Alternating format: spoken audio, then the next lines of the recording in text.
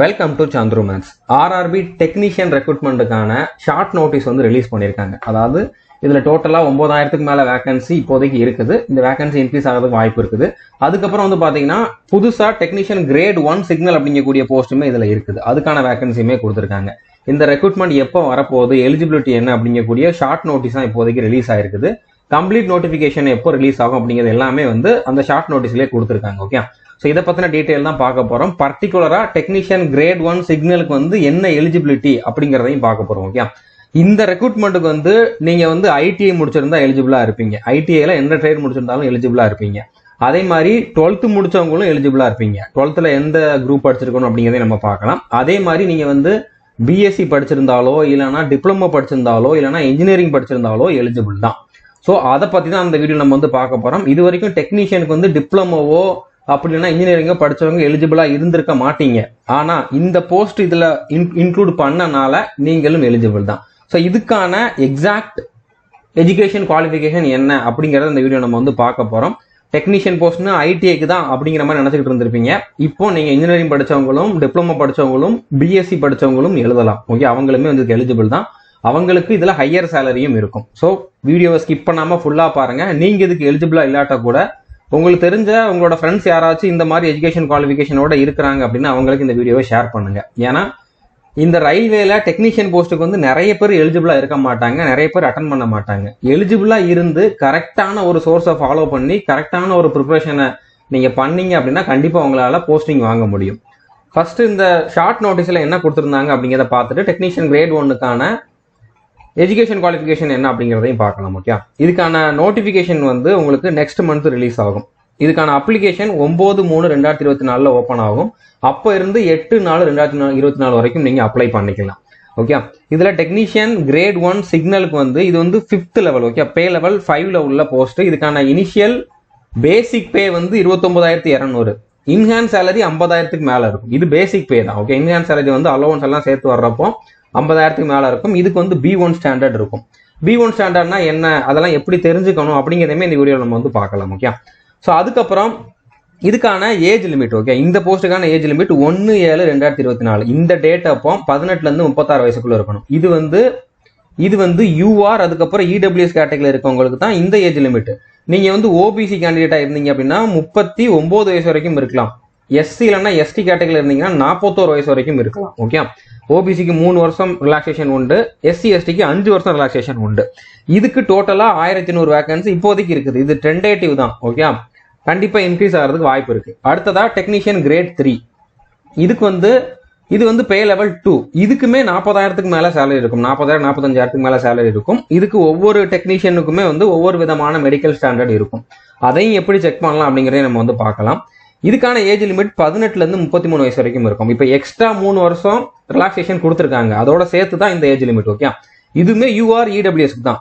நீங்க இதுலேயே வந்து ஓபிசி கேண்டிடேட்டா இருந்தீங்கன்னா 36 வயசு வரைக்கும் இருக்கலாம். எஸ்சி எஸ்டி கேண்டிடேட்டா இருந்தீங்கன்னா 38 வயசு வரைக்கும் இருக்கலாம். இதுக்கு டோட்டலா 7,900 வேகன்சிஸ் இப்போதைக்கு இருக்குது. மொத்தமா வந்து பாத்தீங்கன்னா 9,000 வேகன்சி இருக்குது. ஓகே, ஸோ இது கண்டிப்பா இன்க்ரீஸ் ஆகிறதுக்கு வாய்ப்பு இருக்குது. இதே மாதிரி ஒவ்வொரு வருஷமும் டெக்னீஷியனுக்கான நோட்டிபிகேஷன் வரும். ஒவ்வொரு வருஷமும் கண்டிப்பா மினிமம் 10,000 வேகன்சியாவது வரும். ஓகே, அதனால நீங்க வந்து ரெகுலரா இந்த எக்ஸாம் வந்து அட்டன் பண்ணலாம்.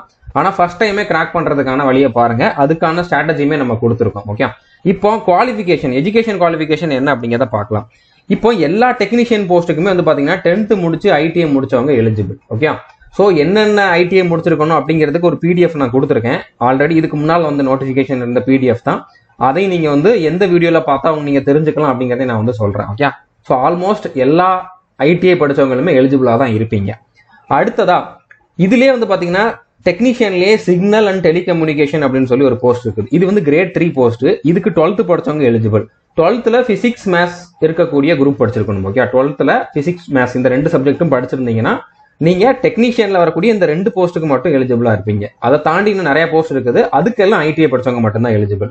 அடுத்ததா இப்ப technician grade 1. Okay, grade 1 signal இந்த போஸ்ட்டுக்கான எலிஜிபிலிட்டி என்ன அப்படிங்கிறத பார்க்கலாம். இதுக்கு வரைக்கும், அதாவது இதுக்கு முன்னால வரைக்கும் வந்து எப்படி இருந்துச்சுன்னா பிஎஸ்சி பிசிக்ஸ் படிச்சவங்க மட்டும்தான் எலிஜிபிளா இருந்துச்சு. ஆனா இதுக்கு வந்து 2023 டிசம்பர் மந்த்ல ஒரு அமெண்ட்மெண்ட் பண்ணியிருந்தாங்க எஜுகேஷன் குவாலிஃபிகேஷன்ல. அதை தான் நான் வந்து இதுல கொடுத்துருக்கேன். ஓகே, ஸோ அதுபடி பார்த்தோம் அப்படின்னா பிஎஸ்சி பிசிக்ஸ் படிச்சவங்க, எலக்ட்ரானிக்ஸ் படிச்சவங்க, கம்ப்யூட்டர் சயின்ஸ் படிச்சவங்க, இன்ஃபர்மேஷன் டெக்னாலஜி படிச்சவங்க, இல்லைன்னா இன்ஸ்ட்ருமெண்டேஷன் இந்த இதுல வந்து பிஎஸ்சி முடிச்சவங்க. ஓகே, ஸோ இதுல எதுலாச்சும் வந்து நீங்க பிஎஸ்சி முடிச்சிருந்தீங்க அப்படின்னா நீங்க வந்து eligible. Okay, physics, electronics, computer science, information technology, instrumentation, இதே பிரான்ச்ல நீங்க டிப்ளமோ படிச்சிருந்தாலும் எலிஜிபிள், இதே பிரான்ச்ல நீங்க இன்ஜினியரிங் முடிச்சிருந்தாலும் எலிஜிபிள். ஓகே, நான் வந்து பிஇ எலக்ட்ரானிக்ஸ், இல்லைனா பிஇ கம்ப்யூட்டர் சயின்ஸ், இல்லைனா பிஇ இன்ஃபர்மேஷன் டெக்னாலஜி, இல்லைனா பிடெக்ல படிச்சிருக்கீங்க, இல்லைனா இன்ஸ்ட்ருமெண்டேஷன், இந்த பிரான்ச்சஸ்ல ஏதாச்சும் ஒன்றுல வந்து நீங்க பிஇ படிச்சிருந்தாலோ இல்லைனா டிப்ளமோ படிச்சிருந்தாலும் எலிஜிபிள் தான். ஓகே, ஸோ அவங்களுமே அப்ளை பண்ணலாம். ஓகே, இந்த இதுக்கு 12th படிச்சவங்க மட்டும் எலிஜிபிள் கிடையாது. ஸோ சிக்னல்னு சொல்லி உங்களுக்கு 2 இருக்குது. ஓகேவா, அதாவது டெக்னீஷியன்லயுமே சிக்னல்னு ஒன்று வரும். அது வந்து கிரேட் 3 சிக்னல், அதுக்கு 12th படிச்சவங்க எலிஜிபிள். ஆனா கிரேட் 1 சிக்னலுக்கு நான் சொன்ன இந்த பிஎஸ்சில இல்லைனா டிப்ளமோல இல்லைனா பிஇ பிடெக்ல இந்த பிரான்ச்ல படிச்சவங்க எலிஜிபிள். ஓகே, ஸோ புரிஞ்சிருக்குன்னு நினைக்கிறேன். நீங்க இதுக்கு எலிஜிபிள் அப்படின்னா கண்டிப்பா இப்ப இருந்தே ப்ரிப்பேர் பண்ண ஆரம்பிச்சிருங்க. கண்டிப்பா உங்களால வந்து செலக்ட் ஆக முடியும். அதுவும் கிரேட் 1 அப்படிங்கிறப்போ நல்ல போஸ்ட், நல்ல சேலரி இருக்கும். கண்டிப்பா உங்களோட லைஃப் வந்து செட்டில்டுன்னு நம்ம வந்து சொல்லலாம், இதை நீங்க செலக்ட் ஆனீங்க அப்படின்னா. இப்போ இந்த ரெக்ரூட்மெண்ட் பத்தி உங்களுக்கு கம்ப்ளீட் டீடைல் நம்ம ஆல்ரெடி ப்ரொவைட் பண்ணிருக்கோம். இப்போ டெக்னீஷியன் போஸ்ட்டுக்கான A to Z இன்ஃபர்மேஷன் கொடுத்துருக்கோம். இதுக்கு என்னென்ன எலிஜிபிலிட்டி இருக்கணும், எப்படி செலக்ஷன் ப்ராசஸ் இருக்கும், என்னென்ன சிலபஸ் இருக்கும், அந்த சிலபஸை எப்படி கவர் பண்ணலாம், எல்லா டீட்டெயிலுமே நம்ம ஆல்ரெடி டிஸ்கஸ் பண்ணியிருக்கோம். ஓகே, மெடிக்கல் ஸ்டாண்டர்ட் என்னென்ன இப்போ B1ன்னு சொல்லியிருந்தாங்க. அடுத்து ஒவ்வொரு டெக்னீஷியனுக்குமே வந்து பாத்தீங்கன்னா வேற மெடிக்கல் ஸ்டாண்டர்ட் இருக்கும். அது என்னென்ன அப்படிங்கறது எல்லாத்தையுமே நம்ம ஆல்ரெடி டிஸ்கஸ் பண்ணிட்டோம். ஓகே, அடுத்தது மெடிக்கல் டெஸ்ட் எப்படி நடக்கும் அப்படிங்கறதையுமே நம்ம வந்து டிஸ்கஸ் பண்ணிருக்கோம். அது இன்னொரு வீடியோல கொடுத்துருக்கோம். ஏஎல்பி டெக்னீஷியன் ரெண்டுக்கும் சேர்த்து கொடுத்துருப்போம். அதுல டெக்னீஷியனுக்கு என்ன சொல்லிருக்கணும் அதை மட்டும் நீங்க பாத்துக்கோங்க. அடுத்ததா இந்த சிலபஸ், இந்த டெக்னீஷியனுக்கான சிலபஸ் கம்ப்ளீட் பண்றதுக்கான 90 டே டைம் டேபிளும் கொடுத்துருக்கேன். ஓகே, இதுல வந்து கொஞ்சம் சிலபஸ் வித்தியாசமா இருக்கும். சயின்ஸ்ல இருந்து கொஞ்சம் அதிகமான கொஸ்டின் கேட்பாங்க. ஸோ நம்மளோட கோர்ஸ்ல சயின்ஸ்க்கான கிளாஸஸுமே நம்ம ஸ்டார்ட் பண்ணிட்டோம். தமிழ்லயே டீச் பண்ண போறோம். அடுத்ததா சிபிடி 2ல இன்ஜினியரிங் ரிலேட்டடா இருக்கக்கூடிய கொஸ்டின்ஸ் கேட்பாங்க. அதுவுமே நம்ம கோர்ஸ்ல வந்து கவர் ஆகிரும். ஓகே, ஸோ நம்ம கோர்ஸ்ல நீங்க ஜாயின் பண்ணா போதும். இந்த 3 வீடியோவும் பாருங்க. கோர்ஸ்ல எப்படி ஜாயின் பண்ணணும் அப்படிங்கக்கூடிய எல்லா டீடைலுமே உங்களுக்கு வந்து இதெல்லாம் நான் எக்ஸ்பிளைன் பண்ணியிருப்பேன். இதுலயே உங்களோட குவாலிஃபிகேஷனை செக் பண்றதுக்கு என்னென்ன நீங்க வந்து ரெஃபர் பண்ணணும், எந்த பிடிஎஃப்ல பார்க்கணும் அப்படிங்கக்கூடிய டீடைலுமே நான் வந்து சொல்லியிருக்கேன். ஓகே, இந்த குவாலிஃபிகேஷனுக்கான, அதாவது இந்த ரெக்ரூட்மெண்ட்டுக்கான குவாலிஃபிகேஷன் என்னென்ன இருக்கணும் அப்படிங்கக்கூடிய பிடிஎஃப் நம்மளுடைய அஃபிஷியல் டெலகிராம் சேனல்ல ஆல்ரெடி நான் ப்ரொவைட் பண்ணிருக்கேன். ஸோ டெலகிராம் சேனல்ல நீங்க ஜாயின் பண்ணல அப்படின்னாலும் ஜாயின் பண்ணிக்கோங்க. சந்துருமேஸ் அஃபிஷியல் அப்படிங்கிறத டெலகிராம் சேனலோட நேம். நீங்க டெலகிராம்ல சர்ச் பண்ணாலே வந்துடும். இல்லைனா டிஸ்கிரிப்ஷன்ல அதுக்கான லிங்க்கும் கொடுத்துருக்கேன். அதுல போய் நீங்க பாத்துக்கலாம். டைரக்டா அந்த பிடிஎஃப்கான லிங்க்குமே நான் வந்து டிஸ்கிரிப்ஷன்ல கொடுத்துருக்கேன். ஓகே, இப்போ நம்ம கோர்ஸுக்கான ஃபீஸ் வந்து பாத்தீங்கன்னா நீங்க ஆப்ல டைரக்டா பாத்தீங்கன்னா இந்த மாதிரி அதிகமா தான் காட்டும். இதுக்கு நம்ம டெஸ்ட் சீரிஸும் கொடுத்துருக்கோம், கோர்ஸும் கொடுத்துருக்கோம். ஓகே, இந்த ரெண்டையுமே நீங்க வந்து பர்ச்சேஸ் பண்ணிக்கோங்க. ஆக்சுவலா நீங்க பே பண்ண வேண்டியது வந்து 999, அதாவது ஆல் இன் ஒன் கோர்ஸுக்கு 999. டெஸ்ட் சீரிஸ்க்கு வந்து பாத்தீங்கன்னா 225.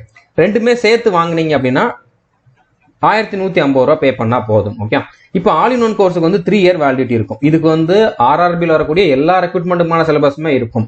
அதாவது டெக்னிக்கல் சிலபஸ் தவிர, அதாவது ஜேஇ தவிர என்டிபிசி, அடுத்ததா பாத்தீங்கன்னா குரூப் டி, அடுத்ததா ஆர்பிஎஃப், அடுத்ததா ஏஎல்பி டெக்னீஷியன், இது எல்லாமே கவர் ஆகும். எஸ்எஸ்சியில் வரக்கூடிய CGL, CHSL, MTS, constable GD, selection post, CAPF, sub inspector, stenographer, அடுத்ததா சிஏபிஎஃப்ல வரக்கூடிய இன்னும் நிறைய எக்ஸாமுக்கு, மேக்ஸிமம் சென்ட்ரல் கவர்மெண்ட் எக்ஸாமுக்கான சிலபஸ் வந்து இந்த ஒரே கோர்ஸ்ல அவைலபிளா இருக்கும். ஒரு வாட்டி பே பண்ணீங்கன்னா போதுமானது. 3 இயர் வேலிடிட்டி உண்டு. எல்லா கிளாஸுமே உங்களுக்கு வந்து வீடியோவா ப்ரொவைட் பண்ணிருப்போம். எல்லாமே பேசிக் லெவல்ல இருந்தா டீச் பண்ணிருப்போம். எல்லாமே நம்ம தமிழ்லயுமே கொடுத்துருக்கோம். ஓகே, கொஸ்டின்மே தமிழ்ல இப்போ எல்லாத்தையுமே மாத்திக்கிட்டு இருக்கோம். ஆல்மோஸ்ட் நிறைய வந்து நாங்க ஆல்ரெடி தமிழ்லயுமே கொடுத்துட்டோம். ஓகே, கொஸ்டின் தமிழ்ல இருக்கிற மாதிரியுமே கொடுத்துட்டோம். அடுத்ததா இந்த டெஸ்ட் சீரிஸ்ல வந்து பாத்தீங்கன்னா உங்களுக்கு சிபிடி 1, சிபிடி 2 ரெண்டுக்குமே வந்து டெஸ்ட் சீரிஸ் வந்து இதுல இருக்கும். ஓகே, இதுல வந்து உங்களுக்கு சாப்டர் டெஸ்ட் இருக்கும், ப்ரீவியஸ் இயர் பேப்பருமே டெஸ்ட் அவைலபிளா இருக்கும், ஃபுல் டெஸ்ட் இருக்கும், செக்ஷனல் டெஸ்ட் இருக்கும். ஸோ இந்த ரெண்டும் உங்களுக்கு போதுமானது. நீங்க செலக்ஷன் ஆகிறதுக்கு இந்த கோர்ஸும் இந்த டெஸ்ட் சீரிஸும் போதுமானது. இதை தாண்டி நீங்க வேற எந்த சோர்ஸையுமே ஃபாலோ பண்ண வேண்டாம். ஓகே, ஸோ புரிஞ்சிருக்குன்னு நினைக்கிறேன். எல்லா டீட்டெயிலுமே உங்களுக்கு டிஸ்கிரிப்ஷன்ல இருக்கக்கூடிய இந்த பிளேலிஸ்ட்ல அவைலபிளா இருக்குது. ஆர்ஆர்பி டெக்னீஷியன் 2024 அப்படிங்கக்கூடிய பிளேலிஸ்ட்ல அவைலபிளா இருக்குது. இந்த 3 வீடியோவையும் மறக்காம பாத்துருங்க. ஓகே, ஸோ இது வரைக்கும் நம்ம சேனலை நீங்க சப்ஸ்கிரைப் பண்ணல அப்படின்னா சப்ஸ்கிரைப் பண்ணிட்டு பெல் ஐக்கானை கிளிக் பண்ணி வச்சுக்கோங்க. All the best. Thank you.